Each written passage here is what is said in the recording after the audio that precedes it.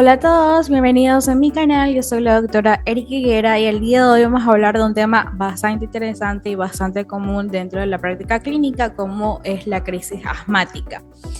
Pero vamos a dar un vistazo general acerca de cómo vamos a valorar inicialmente al paciente, porque de acuerdo a eso es que lo vamos a categorizar y vamos a dar el tratamiento adecuado según los síntomas que en ese momento esté presentando. Para eso hay que saber que la crisis o exacerbación del asma puede ser ya sea un debut, es decir, el primer episodio sea como para poder diagnosticar el asma, o ya un cuadro a repetición, sobre todo en pacientes asmáticos. Pero el asma también se la puede definir o tiene otras denominaciones, tales como agudización, exacerbación o ataque de asma.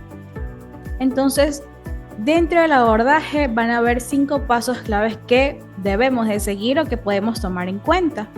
Entre el paso número 1 es reconocer, de tal forma que debemos identificar los signos y síntomas iniciales. ¿Mediante qué? Mediante una historia clínica completa, en donde se va a evidenciar tanto por medio de lo que cuenta el paciente, como también al momento de realizar la exploración. Y una vez que tengamos la exploración y que conozcamos los síntomas del paciente, es que vamos a estimar la gravedad. Para ello, en diferentes guías clínicas nos muestran varias escalas por las cuales podemos categorizar al paciente. Sin embargo, cada una de ellas siempre nos van a dirigir hacia un paciente de leve, moderada, grave y muy grave. ¿Ya? Entre las más importantes son la Pulmonary Score y la FEM. El tercer punto clave, paso clave, es identificar el riesgo, porque de esta forma vemos que un paciente ha ido varias veces en un año. Es un cuadro ya muy repetitivo y donde la terapia inicial no hace efecto. Tenemos que identificarle y decir que puede ser un paciente que puede necesitar UCI, que puede necesitar intubación, que puede necesitar otras medidas para poder salvaguardar su vida como tal. El cuarto paso es iniciar un tratamiento rápido y oportuno. Obviamente, como lo mencioné, eso va a depender de la gravedad del paciente. Si es leve y es un paciente que ya ha cursado con una crisis asmática con anterioridad, se puede dar un tratamiento a domicilio, que más adelante les hablaré. Y si es grave, pues obviamente ya necesita la hospitalización como tal, de grave, moderado y muy grave, obviamente. Entonces, en los casos leves, muchas veces se suele dar como una terapia de rescate, en donde el familiar o incluso el mismo paciente, si ve que los síntomas no mejoran aún con la terapia de rescate, deben dirigirse inmediatamente a una atención médica. Finalmente, tenemos que valorar la respuesta, porque de esta forma vamos a decir si se superaron los síntomas, dar el alta, o si no, necesita una hospitalización como tal o una derivación en caso de que no tengamos los recursos suficientes. Pero para esto, ¿cuáles son los síntomas que nos van a orientar hacia una posible crisis asmática?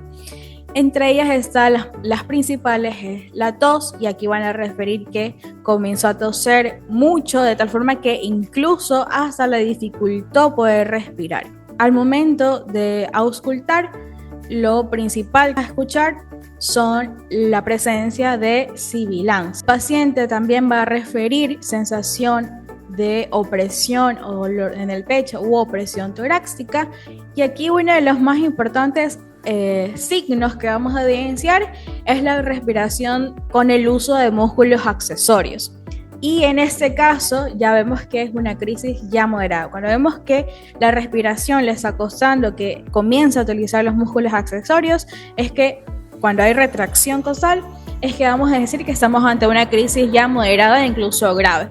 Pero para eso es muy importante que al momento de poder hacer la valoración podamos medir la saturación y podamos medir los signos vitales.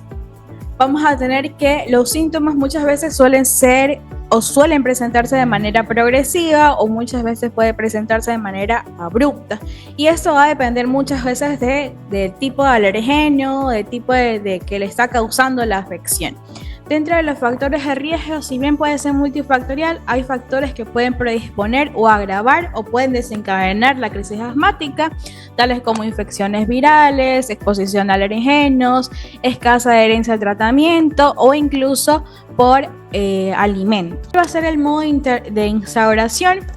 Aquí esto va a ser en función a la rapidez de los síntomas. Entonces se van a clasificar a dos: crisis de instauración rápida, que es en menos de 3 horas, y aquí el mecanismo va a ser una broncoconstricción. Obviamente esto amerita mayor gravedad y mayor riesgo vital. ¿Cuáles son los tipos que pueden desencadenar esa instauración rápida? Alergenos inhalados, por fármacos, alimentos o estrés emocional. La crisis de instauración lenta, que es una de las casi el más del 80% de los casos, este se puede dar en días o semanas, y aquí principalmente es por un mecanismo inflamatorio que lo puede desencadenar infecciones respiratorias o un mal control de la enfermedad. Entonces, ¿cómo vamos a ver un paciente que llega a tu consulta? Vamos a tener que va a sentir como una opresión en el pecho, que le cuesta respirar, comienza a toser de alguna forma para poder satisfacer como que la disnea. Entonces recordemos que la tos es un mecanismo de defensa, entonces él comienza a toser como para de alguna forma poder respirar mejor, ¿ya? Entonces vemos que hay una broncoconstricción generalmente y eso es lo que dificulta la entrada de aire. Pero ¿cómo se va a escuchar una sibilancia? Las sibilancias se van a escuchar de esa manera.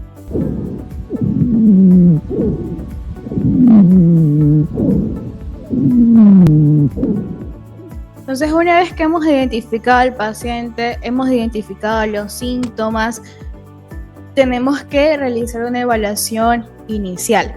De tal forma que, como lo mencioné, no solamente es poder ver al paciente, sino también poder determinar la frecuencia respiratoria, poder determinar la saturación de oxígeno y mediante la auscultación y ver si hay un trabajo respiratorio, que son las retracciones o el uso de músculos accesorios como tal. Entonces, dentro de la evaluación clínica que tenemos que tomar en cuenta los signos vitales, si está utilizando los músculos accesorios, si hay presencia de sibilancia, si hay relación inspiratoria-expiratoria, la oximetría de pulso, si hay disnea y el nivel de conciencia. ¿Cuáles son los signos que a nosotros nos indican una insuficiencia respiratoria inminente? La cianosis, taquipnea marcada, cambios en el estado mental, empeoramiento de la hipoxemia, retención de dióxido de carbono. Entonces, una vez que tengamos los síntomas del paciente, conozcamos la clínica del paciente, conozcamos los signos vitales del paciente, debemos categorizarlo. ¿Mediante qué? Mediante una evaluación de la gravedad, en la cual debemos de considerar el tiempo de evolución de la crisis, el tratamiento farmacológico administrado, la existencia de enfermedades asociadas y posibles factores de riesgo. Entonces, como le mencioné, una de las más utilizadas es la Pulmonary Score, que si bien puede ser sencilla y se puede aplicar en todas las edades. Para esto, la Pulmonary Score generalmente se basa en 3 parámetros: conocer la frecuencia cardíaca, conocer si hay presencia de sibilancias y si hay uso de los músculos accesorios en el momento de la respiración. Entonces se va a puntuar del 0 al 3 dependiendo de esto.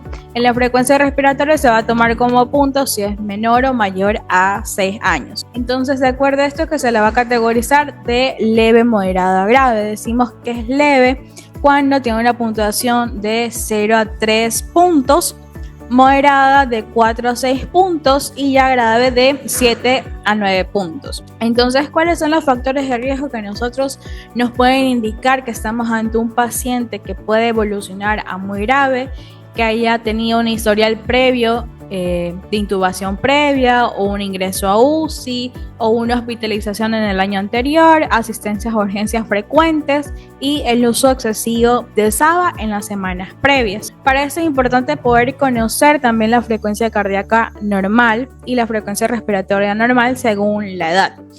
En niños de 2 a 12 meses la frecuencia cardíaca es menor a 160. En niños de 1 a 2 años la frecuencia cardíaca normal es menor a 120 y en niños mayores de 2 a 8 años la frecuencia cardíaca es de 110. Y a la frecuencia respiratoria en niños menores de 2 meses es menor a 60, de 2 a 12 meses menor a 50, de 1 a 5 años menor a 40 y de 6 a 8 años menor a 30. Entonces eso va a ser importante para poder categorizarlo también al momento de realizar la pulmonaria. Para esto hay múltiples guías que nos pueden orientar hacia qué tratamiento suele ser el más indicado. Las más mencionadas hoy en día son la GEMA 5,5, que es la más actualizada, y la GINA, que la actual es el 2025. En este apartado de aquí vamos a hacer un breve repaso sobre, según la Guía Española para el Manejo del Asma, cuál es el tratamiento o el manejo adecuado de una crisis asmática leve. Hay que tener en claro que el objetivo inmediato del tratamiento es obviamente salvaguardar la vida del paciente, revirtiendo lo antes posible la obstrucción al flujo aéreo y los síntomas. Y posteriormente se debe revisar o instaurar el plan terapéutico para prevenir nuevas crisis.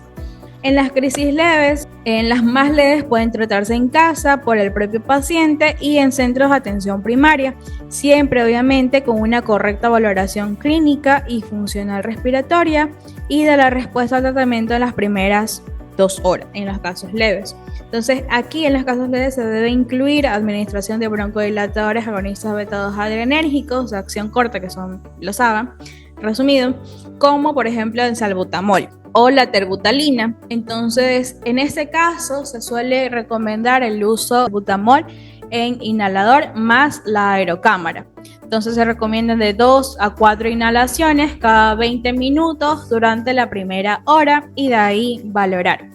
Si vemos que el cuadro, a pesar de iniciar el tratamiento de rescate con los ABA o con el salbutamol, vemos que la sintomatología persistió e incluso empeoró, aquí debemos acudir directamente a un centro de atención médica, debemos de decir al paciente. Entonces aquí es importante la educación al paciente o al familiar en tal caso, porque vemos que muchas veces las crisis asmáticas se dan en niños.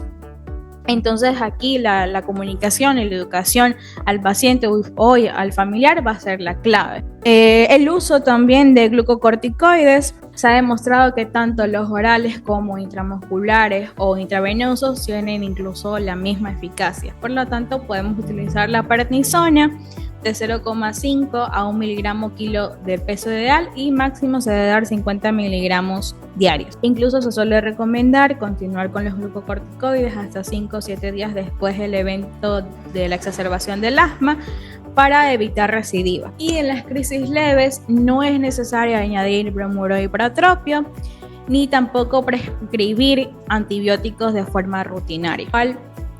Nos categoriza al paciente de crisis moderada, grave o de riesgo vital. En los casos de crisis moderada, aquí es necesaria la administración de oxígeno si demora, con el objetivo de alcanzar una saturación superior a 90%, obviamente si el paciente está desaturando. Entonces, igual el principal manejo siempre va a ser la utilización de los ABA, como el salbutamol, e incluso en los casos graves se puede moderados y graves se puede añadir ya el bromuro y pratropio. Generalmente se recomienda los inhaladores con inhalocámara. Entonces, en este caso de moderada a grave, las pulsaciones de salbutamol más bromuro de pratropio son de 4 a 6 inhalaciones cada 10 a 15 minutos durante la primera hora.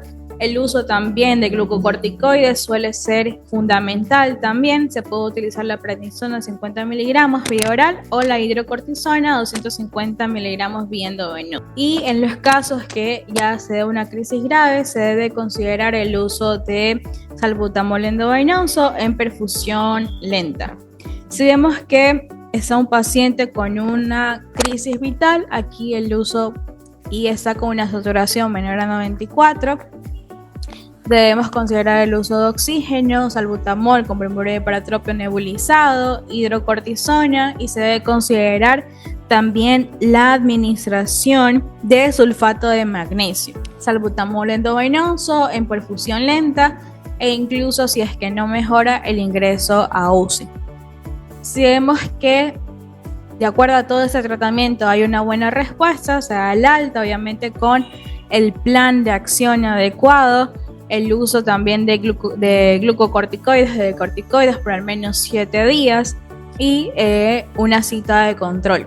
Si vemos que hay una mala respuesta, se hospitaliza al paciente. El manejo de la crisis asmática, según GINA 2025, es un poco similar en relación a la GEMA 5,5, porque aquí igual debemos de valorar y evaluar la gravedad del paciente. Entonces, en los casos leves, siempre el tratamiento ideal es el uso de SABAs como el salbutamol y se debe repetir cada 20. En la crisis moderada se puede utilizar ya bromuro de ipratropio más salbutamol y eso se debe dar puff cada 20 minutos.